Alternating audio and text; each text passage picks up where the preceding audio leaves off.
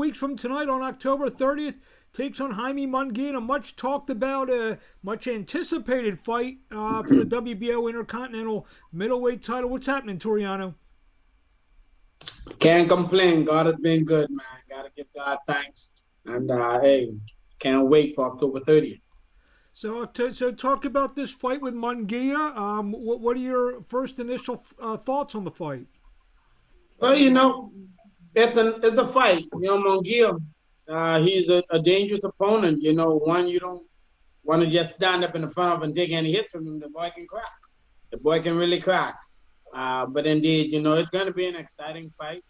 I'm looking to come out there and show the world that Toriano is world champion quality. And they're going to see a better me than they did with the Jason Quigley fight, my most recent.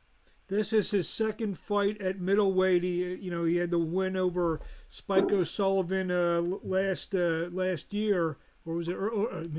It's actually earlier this year. With the COVID-19 everything, you forget which year things happened. You feel that you are his first maybe real test at middleweight? I'm his first middleweight fight, but I think he has been guided and groomed well, going up against a guy like Spike O'Sullivan, the quality of a fighter that he is and the size, Munguia pretty much had the advantage of.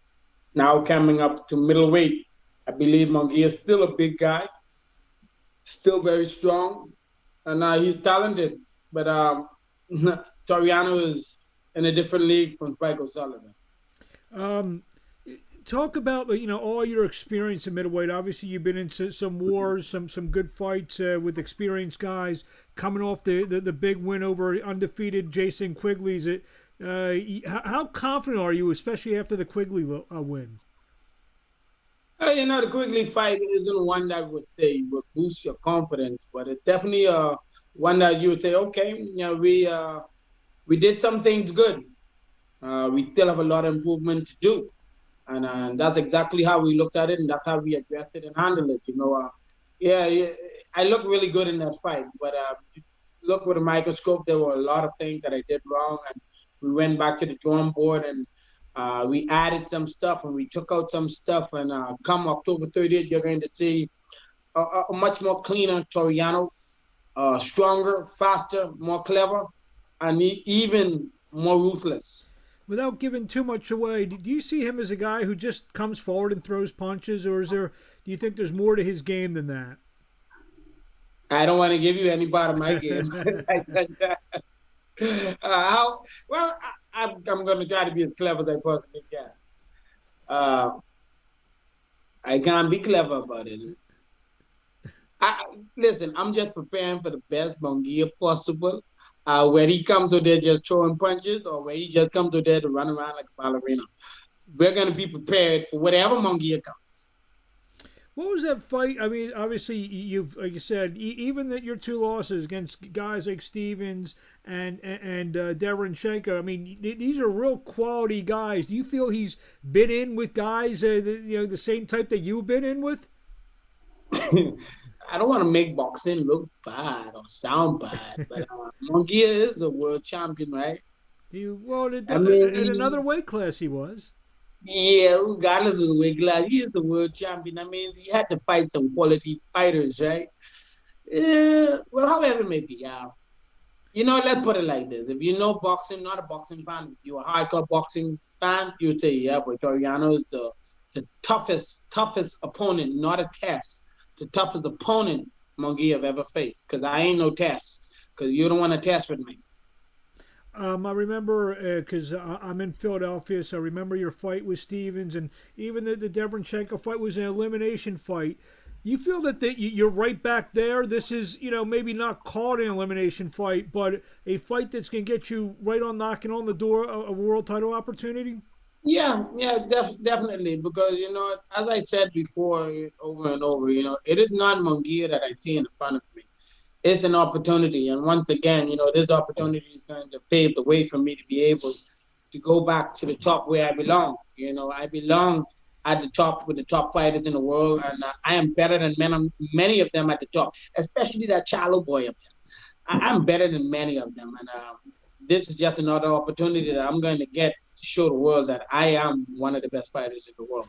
The middleweight divisions, it's kind of drawing in some new names. For a while it was Canelo and Golovkin. They seem to Golovkin still has a 160-pound title, and Canelo, you never know what weight he's fighting at and whatnot. And you mentioned Charlo. How do you see the middleweight division? Is it Golovkin and Charlo? Are those the guys who in your mind is the guy to beat in middleweight right now? The guy to beat at middleweight right now would be Andrade. It'd be Andrade and Triple G. The Charlo ain't no threat to nobody. He's been cherry picking for time. Of course, he did fight a very tough middleweight, and he did bring some enthusiasm to the middleweight division since he turned middleweight. At least fighting a real middleweight as his last opponent, Sergey. But it is Dimitri Andrade, who is a true champion at the middleweight division, and Triple G. Those are the guys who we got to look out for. I see we also have the young Liam Williams. I think, Liam Williams from England. He's one to keep an eye on. But for me right now, it's Canelo. Canelo hasn't vacated the belts yet, but it's Canelo. Canelo, to me, is the biggest and the greatest fighter we have today in boxing. Do you believe, I know it sounds like you mentioned Demetrius' name, do you believe that he's the guy to beat, not only in terms of talent-wise, but obviously, your promoter, Golden Boy Promotions, they do their fights on DAZN. He's with Eddie Hearn. They do their fights on DAZN. Do you feel a win maybe gets you close to a fight with him? I mean, is that kind of where you're angling it at on October 30th? No doubt. You're in this to fight the best fighters in the world. To me, hands down. If I would take Canelo out of the picture, it definitely will be Andrade. To me, Andrade is the biggest threat to the middleweight division. And even a super middleweight, Andrade posed to be a big threat. That fight with him and Billy Joe Saunders has always been afraid to fight Andrade. But Andrade, to me, yes. If it's not Canelo, it's definitely Andrade. And perhaps even a Triple G and Andrade would be a tight race. But Andrade would be the one to beat at the middleweight division at this moment.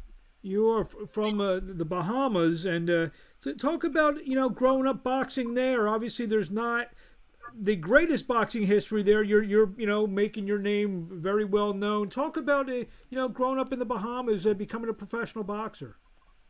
Well, it was in 1973. We had our first world champion, Elijah Obed. He had won the WBC middleweight title, and he had just passed away. Just 2 or 3 years ago now. No, the Bahamas, we have been very silent on boxing, but we do have some professional fighters out there. Amron Sandy's a heavyweight today. Sherman the Tank Williams, he's out there. Myself, even Edna Cherry. I don't know if he mentioned this at times, but Edna Cherry does have him in the scent as well, along with Misha Major and Jermaine Chuchumaki. But yes, the Bahamas has not been as big as the time of Elijah Obed in professional boxing. I'm going to change that. It means a lot to me to be on this stage at this moment for that very same reason, to show that, we are not just made up of basketball and track and field. We have boxers in the Bahamas, and our boxers are very good. What do you feel when you fight? You're fighting for a whole country? As I say over and over, I fight to provide for my family. I fight to make my country proud. At the same time, I fight because this is what I was born to do. This is what I was blessed to do. If I carry the Bahamas on my shoulder, I'm carrying the entire Caribbean. That's, all of the Bahamas, Jamaica, Barbados, Bermuda, and all of the Caribbean, because I'm a Caribbean boy. It sounds like you just mentioned my winter vacation, all those countries. Anything you want to say in closing before we see you on October 30th, the Friday night, October 30th, live against Jaime Munguia in a middleweight bout, live on DAZN? Come October 30th, guys, listen, you're going to have a good time watching this fight. At the same time, for those of you pulling for Munguia, you're going to be really, really sad. There you have it. Real quickly, where do we find you on social media? Definitely. You can hit me up on Toriano 1984 on Instagram. At the same time, Toriano Johnson on Twitter. Thank you very much, Toriano. We will see you on October 30th. We wish you best of luck. Thanks, man. God bless.